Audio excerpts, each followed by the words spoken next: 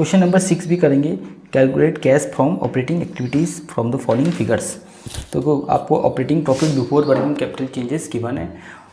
कितना है 2017 में कुछ नहीं है, 2018 में 1,50,000। तो ये गिवन है आपको 150। ट्रेड रिसीवेबल 3 लाख से 3,36,000 हो गया, यानी इंक्रीज़ हो गया। एसेट्स है, इन्वेंट्री डिक्रीज़ हो रही है, प्रीपेड एक्सपेंस इंक्रीज़ हो रहा है, एक्रूड इनकम एसेट्स है डिक्रीज़ हो रही है, ट्रेड पेबल लाइबिलिटी है इंक्रीज़ हो रही है, आउटस्टैंडिंग एक्सपेंस डिक्रीज़ हो रही है।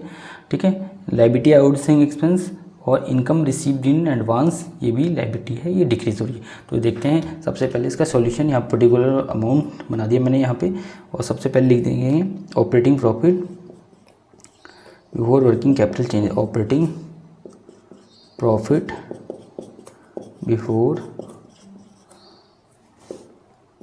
वर्किंग कैपिटल चेंजेस, तो कितना है यहाँ पे, थोड़ा सा मैं इसको ऊपर लिख देता हूँ।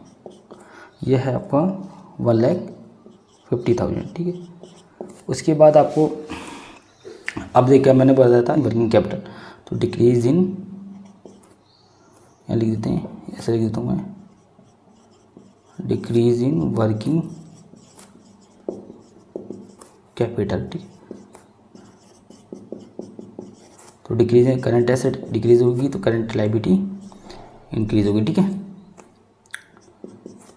तो यहाँ पर आपको ये ऐड हो जाता है डिक्रीज इन वर्किंग कैपिटल और increase in working capital minus हो जाता है। तो इंक्रीज इन वर्किंग कैपिटल, ठीक है,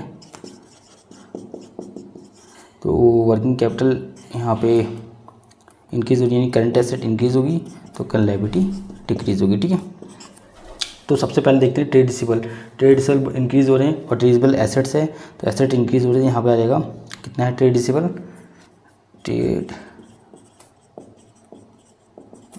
ठीक है, कितना है 36,000 इंक्रीज होगा। ठीक है, उसके बाद है इन्वेंट्री 180 हो गई थे, 2 लाख से 180, यानी कि इनकी डिक्रीज हो रही है। इन्वेंट्री एसेट्स है, इन्वेंट्री कितने से 2 से 180 हो गई, यानी कि 20,000। ठीक है, क्लियर।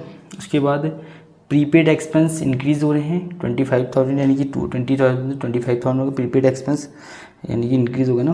तो यहीं आ जाएंगे, सॉरी यहाँ पे प्रीपेड एसेट है ना, प्रीपेड एक्सपेंस कितने के हैं 5,000 के।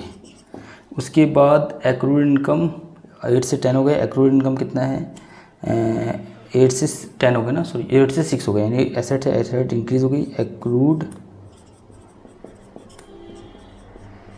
Income 2,000, clear. उसके बाद ट्रेड पेबल लायबिलिटी इंक्रीज होगी। लायबिलिटी कितनी की है 1 लाख से 1,40,000। ट्रेड पेबल कितनी की हो गई, ट्रेड पेबल यानी कि 40,000, क्लियर। उसके बाद आउटस्टैंडिंग एक्सपेंस 32 से 26 हो गया। आउटस्टैंडिंग एक्सपेंस ये कम हो गए। आउटस्टैंडिंग एक्सपेंस लायबिलिटी कम हो रही है, और लायबिलिटी कितने से कम हो रही है 8,000 से। ठीक है, और income received in advance, income received in advance कितने से हो रही है 1,000 से। ठीक है, क्लियर है। ये तो सब माइनस में हो गया आपके। ठीक है, इनकम रिसीव्ड इन एडवांस में पूरा लिख देता हूँ एडवांस। ठीक है, क्लियर है।